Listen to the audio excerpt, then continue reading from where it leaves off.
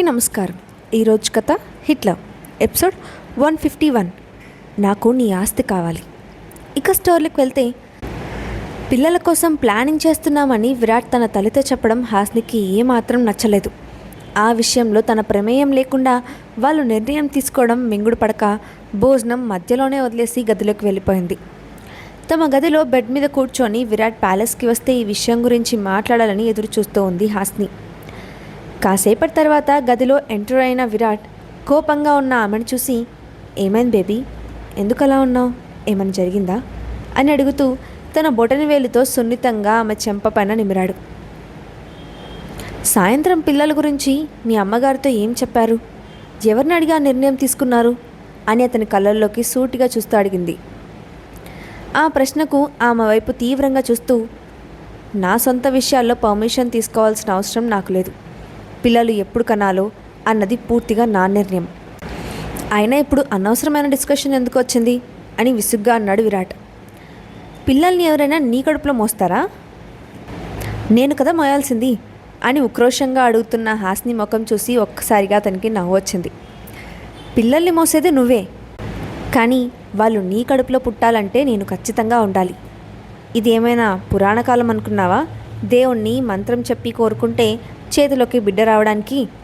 అయినా ఆ విషయంలో నీకు వచ్చిన నష్టమేంటి, ముఖం ఎందుకు మార్చుకొని కూర్చున్నావు అని ప్రశ్నించాడు.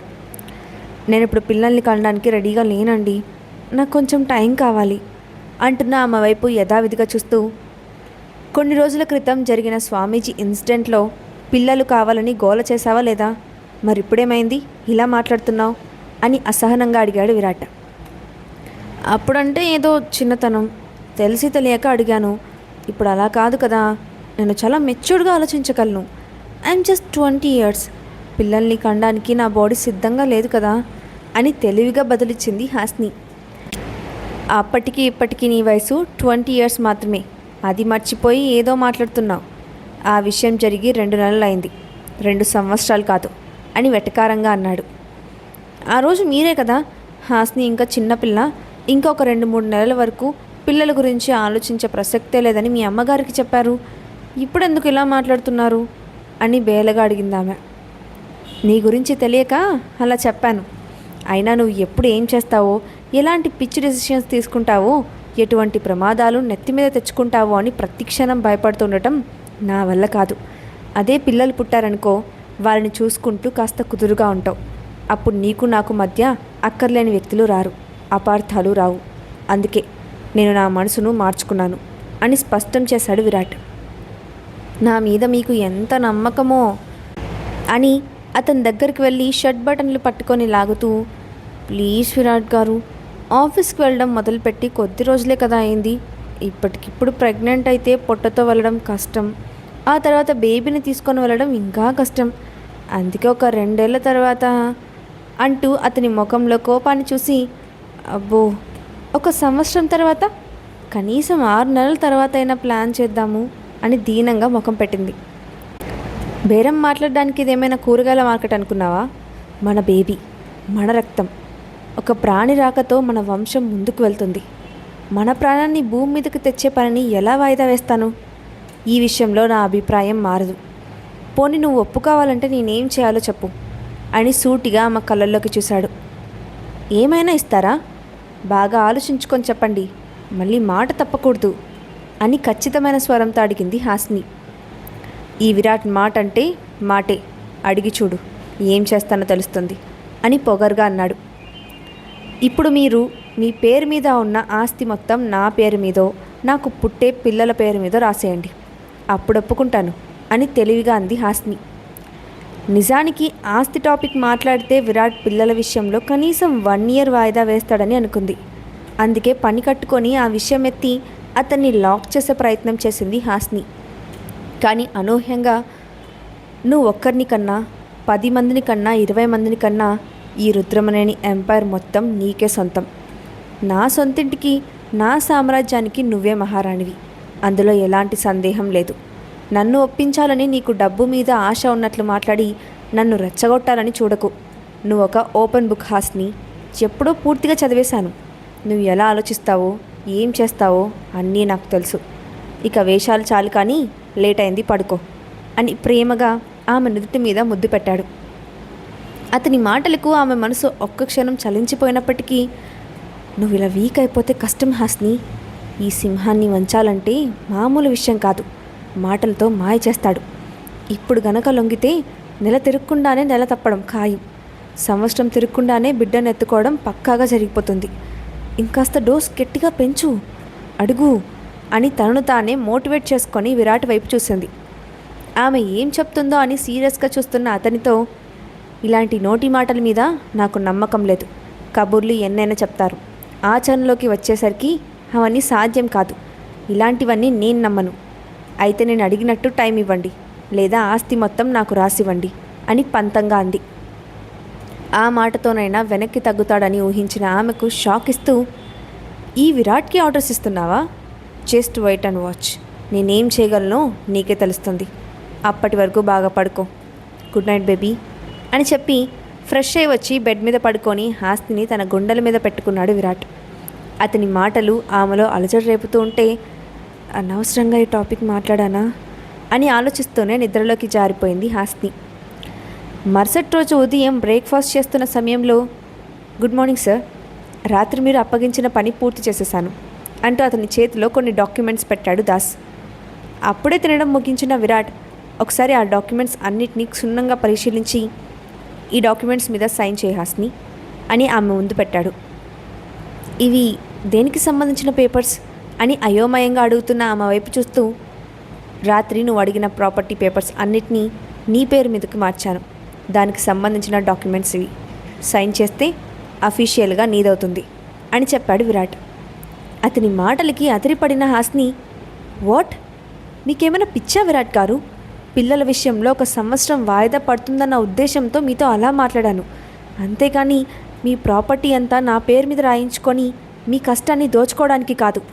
నాకు ఇదంతా ఇష్టం లేదు అని వేగంగా పైకి లేచింది. నేను ఆల్రెడీ డిసిషన్ తీసుకున్నాను బేబీ. మనకొక బేబీ ఉంటే బంధం మరింత స్ట్రాంగ్ అవుతుంది. మన మధ్య మూడో వ్యక్తి ప్రవేశించే అవకాశం ఉండదు. నువ్వు అవునన్నా కాదన్నా ఈ పని ఎప్పటికైనా జరిగేదే. నా మీద నమ్మకం ఉంటే సైన్ పెట్టు అని స్పష్టం చేశాడు. ఆ మాటతో గబగబా సైన్ చేసేసి పేపర్స్ ముందు పెట్టి, మీరు చేసింది నిజంగా నాకు నచ్చలేదు విరాట్ గారు. నమ్మకం ఉంటే పెట్టమన్నారు కదా, పెట్టేశాను. ఇక దీనితో నాకు ఎలాంటి సంబంధం లేదు. నా ఫ్రీడమ్ పోతే నేను ఊరుకోను అని ఉక్రోషంగా అంటూ గదిలోకి పారిపోయింది హాస్ని. ఆమె చెప్పిన దానికి నవ్వుకుంటూ ఆఫీస్కి వెళ్ళిపోయాడు విరాట్. ఆ రోజు కూడా ఇంట్లోనే రెస్ట్ తీసుకొని మరుసటి రోజు ఆఫీస్కి వెళ్ళింది హాస్ని. ఆమెను చూడటంతోనే, అనుకోని అతిథులు ఇలా వచ్చారేంటో, కొంపతీసి దారి తప్పారా అని వెటకారంగా ప్రశ్నించింది కీర్తి. నేను కరెక్ట్ ప్లేస్కి వచ్చాను, అయినా వచ్చిన అతిథులకు స్వాగతం పలికే పద్ధతి ఇదేనా? ఫ్లవర్ బుకే ఏది అని అదే విధంగా అడిగింది హాస్ని. మీరు వస్తారని మాకేం తెలుసు మేడం, ముందుగా చెప్పింటే కనీసం రెడ్ రోజ్ అయినా తెప్పించేదాన్ని. ఇప్పటికైనా మించిపోయిందేం లేదు. 1 గంట మీరు ఇక్కడే కూర్చోండి, ఇలా వెళ్ళి అలా ఒక ఫ్లవర్ బొకే తీసుకొస్తాను అని అమాయకంగా ముఖం పెట్టింది కీర్తి. చేసిన ఓవరాక్షన్ చాలు కానీ ఇంతకీ కంపెనీ ఎలా ఉంది అని ప్రశ్నించింది హాస్ని. ఆఫీస్ సూపర్గా ఉంది. 15 రోజులు కాదు, నువ్వు ఇంకో 15 రోజులు రాకపోయినా ఇలాంటి నష్టం లేదు. ఎప్పటి పని అప్పుడు జరిగిపోతూ ఉంది. విరాట్ గారి అండర్లో ఉండగా పొరపాట్లు జరగడం అసంభవం అని గొప్పగా చెప్పింది కీర్తి. నీకు జీతం ఇచ్చేది పని చేయడానికి కానీ విరాట్ గారిని పొగడడానికి కాదు అని ఉక్రోషంగా అంటున్న హాస్ని వైపు ఊరగా చూస్తూ, నీ ఆయన్ని పొగిడితే నీకొచ్చే నష్టమేంటి? అయినా నీ వాలకం చూస్తే కాస్త తేడాగా ఉంది. ఇంతకీ నీ హనీమూన్ బాగా జరిగిందా లేదా అని కొంటగా కన్ను కొట్టింది కీర్తి. ఆ విషయం నీకెలా తెలుసు అని అయోమయంగా అడిగిన హాస్నితో, దీని గురించి ఎవరు చెప్పక్కర్లేదే తింగర్దానా, నీ నెక్ మీద కనిపిస్తున్న లవ్ బైట్స్ చాలు. ఇన్ని రోజులు బాగా ఎంజాయ్ చేసినట్టున్నావు, ఫేస్లో గ్లో కూడా కనిపిస్తుందే, ఏంటి సంగతి అని అల్లరిగా నవ్వింది. ఆమె మాటలకి సిగ్గు ముంచుకొస్తూ ఉంటే, పెళ్లి కాని దానివి నీకెందుకే ఈ విషయాలు, నోరు మూసుకొని బయటికి పో అని బయటకు నెట్టే ప్రయత్నం చేసింది హాస్ని. నీ హనీమూన్ సంగతులు నాకు చెప్పకపోతే ఇక్కడి నుంచి కదలనని భీష్మించుకొని కూర్చున్న కీర్తి వైపు నిస్సాయంగా చూస్తూ, పెళ్ళంటేనే భయం వేసింది కీర్తి, విరాట్ గారిని తట్టుకోవడం నా వల్ల కావట్లేదే అని ఏడుపు మొహం పెట్టింది. నీకున్న మెంటల్కి అలాంటి వాళ్ళే కరెక్ట్. నీ మీద ప్రేమను చూపిస్తారు, అది ఆస్వాదించక చిన్నపిల్లల ఈ ఏడుపేంటే. విరాట్ గారికి నువ్వంటే చాలా ఇష్టం హాస్ని. నీకోసం ఏమైనా చేయడానికి సిద్ధపడతారు. నిన్ను నీ పిచ్చిని భరిస్తూ తనకి అనుకూలంగా మార్చుకోవడానికి ఆయన ఎంత కష్టపడుతున్నారో నేను ఊహించగలను. చేసిన తప్పుని మళ్ళీ మళ్ళీ చేయకు. ఈ చిన్నపిల్లల చేష్టల్ని మాని అర్థం చేసుకోవడానికి ప్రయత్నించు అని హితవు పలికింది కీర్తి. ఆ మాటలకి ఆలోచనలో పడిన హాస్ని చూసి నిష్ఠూరంగా అక్కడి నుంచి వెళ్ళిపోయింది కీర్తి.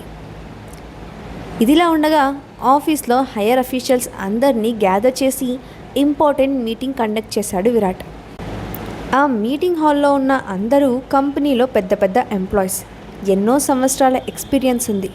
ఎవరి డిపార్ట్మెంట్స్కి సంబంధించిన వర్క్ గురించి వారిని క్వశ్చన్ చేస్తూ తనకి కావాల్సిన ఆన్సర్స్ రాబట్టే ప్రయత్నం చేస్తున్నాడు. అదే సమయంలో అతని మొబైల్కి హాస్ని దగ్గర నుంచి ఒక టెక్స్ట్ మెసేజ్ వచ్చింది. స్క్రీన్ మీద ఆమె పేరు చూడటంతోనే మొబైల్ లాక్ ఓపెన్ చేసి ఆమెకు రిప్లై ఇచ్చాడు విరాట్. అది మొదలు అతని దృష్టి సగం హాస్ని మాటల మీద ఉంటే మరొక సగం మీటింగ్ మీద ఉంది.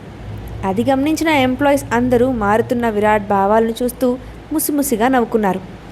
ఇక్కడ చాటింగ్లో హాస్ని అతనితో పిల్లల విషయంలో గొడవపడి అలకతో కూర్చుంది. ఆమె తింగర మాటలను పట్టించుకోకుండా యథావిధిగా మీటింగ్ని కొనసాగించాడు విరాట్. ఇక్కడ ఆఫీస్లో ఉన్న హాస్ని చేతిలోని మొబైల్ని టేబుల్ మీదకు విసిరికొట్టి, ఏంటో ఈ మనిషి, విశ్వామిత్రుడికి ఎక్కువ, పరశురాముడికి తక్కువ. ఎప్పుడు చూసినా కోపం ముక్కు మీద ఉంటుంది. ఎంతసేపు డామినేట్ చేయాలని చూస్తారు. ఈ అతి ప్రేమ భరించడం నా వల్ల కాదు. ఏదో ఎక్స్పెక్ట్ చేసి ఆస్తి అంటే మొత్తం నా పేరు మీదకి తెచ్చిపెట్టారు. ఇప్పుడు ఆయన నెత్తి డ్యాన్స్ చేయాలా నేను? అసలు ఆ అవకాశం ఈ జన్మలో దొరుకుతుందా అని లోపల తిట్టుకుంటూ కాసేపు గడిపింది. కాసేపటికి బోర్ కొట్టి బయటకు వచ్చిన ఆమె దృష్టి ప్రశాంత్ క్యాబిన్ మీద పడింది.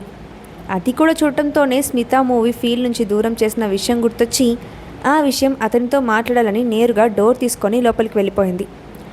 తన గదిలో బిజీగా వర్క్ చేసుకుంటున్న ప్రశాంత్ సడన్గా వచ్చిన హాస్ని చూసి, గుడ్ మార్నింగ్ మేడం అని పైకి లేచి విష్ చేశాడు. గుడ్ మార్నింగ్ మిస్టర్ ప్రశాంత్, ఎలా ఉన్నారు? ఆఫీస్లో వర్క్ ఎలా జరుగుతుంది అని అడుగుతూ స్టైల్గా కాలు మీద కాలేసుకొని సోఫాలో కూర్చుంది. ఆమె ముఖంలో కలను, మాటల్లో తేడాను గమనించిన ప్రశాంత్, ఈరోజు మీటింగ్లో విరాట్ సార్ ముఖం కూడా సంథింగ్ డిఫరెంట్గా ఉంది. బహుశా ఇద్దరి మధ్యన ప్రాబ్లమ్స్ సాల్వ్ అయిపోయినట్లున్నాయి అని మనసులోనే సంతోషపడుతూ, అంతా బాగానే జరుగుతోంది మేడం, నో ప్రాబ్లం అని వినయంగా సమాధానం చెప్పాడు. సరే, స్ట్రైట్గా అసలు పాయింట్కి వస్తున్నాను. మీ ఎక్స్ వైఫ్ స్మిత మళ్ళీ ఎంటర్టైన్మెంట్ ఇండస్ట్రీలోకి వెళ్ళేలా చేస్తే తనని పెళ్లి చేసుకోవడం మీకు ఇష్టమేనా అని సూటిగా ప్రశ్నించింది హాస్ని. ఇప్పటికీ తన విషయంలో నా అభిప్రాయం మారలేదు. ఆమె విషయాల్లో కలుగజేసుకోవాల్సిన అవసరం నాకు లేదు. ఆ ఇంట్రెస్ట్ కూడా నాకు లేదు మేడం అని సీరియస్గా చెప్పాడు ప్రశాంత్. ఇదే మీకు లాస్ట్ ఛాన్స్ ప్రశాంత్. సమాధానం చెప్పే ముందు 1కి 2 సార్లు జాగ్రత్తగా ఆలోచించండి అని చెప్పి అక్కడి నుంచి వెళ్ళిపోవడానికి పైకి లేచింది. ఇంకొక్క నిమిషంలో డోర్ ఓపెన్ చేస్తున్నాను కదా అన్నప్పుడు తప్పు చేసింది స్మిత. క్షమించడం క్షమించకపోవడం మీ ఇష్టం అని చెప్పాడు. ఇంతకుముందు తనని మళ్ళీ పెళ్లి చేసుకోవడానికి సిద్ధంగా ఉన్నారని అడిగితే ఇష్టం లేదని చెప్పారు. కానీ చూస్తూ ఉంటే హార్ట్ స్లోగా మెల్ట్ అవుతున్నట్టుంది. ఈరోజు రేపు మీ నిర్ణయం మార్చుకునేలా ఉన్నారు. ఈ పట్టుదల ఎన్ని రోజులు ఉంటుందో నేను చూస్తానుగా అని కార్నర్ స్మైల్ ఇస్తూ అక్కడి నుంచి వెళ్ళిపోయింది హాస్ని. ఆమె ఎందుకు అలా మాట్లాడిందో అర్థం కాని ప్రశాంత్ టెన్షన్గా డోర్ వైపు చూస్తూ నిలబడిపోయాడు. హాస్ని స్మిత విషయంలో ఎందుకంత ఇంట్రెస్ట్ చూపిస్తోంది? ప్రశాంత్ టెన్షన్ పడటానికి గల కారణాలేంటి? నెక్స్ట్ పార్ట్లో చూద్దాం. Thanks for watching.